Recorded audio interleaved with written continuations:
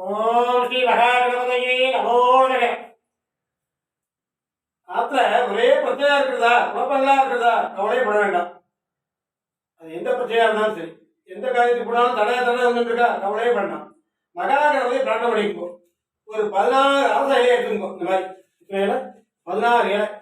மகாகணபதியே நமோ நமக. மகாகணபதியே நமக. மகாகணபதியே நமக. மகாகணபதியே நமக. மகாகணபதியே நமக. மகாகணபதியே நமக. மகாகணபதியே நமக. மகாகணபதியே நமக. மகாகணபதியே நமக. மகாகணபதியே நமக.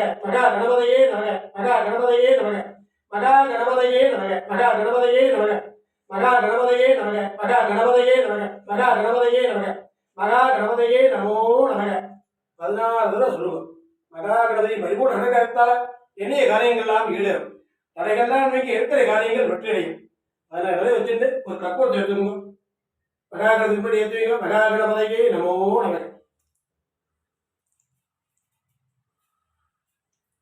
இந்த கற்பூர கலந்து தீபம் காமிக்கிறவர் நம்ம சிரமங்கள்லாம் குறைஞ்சிடும்.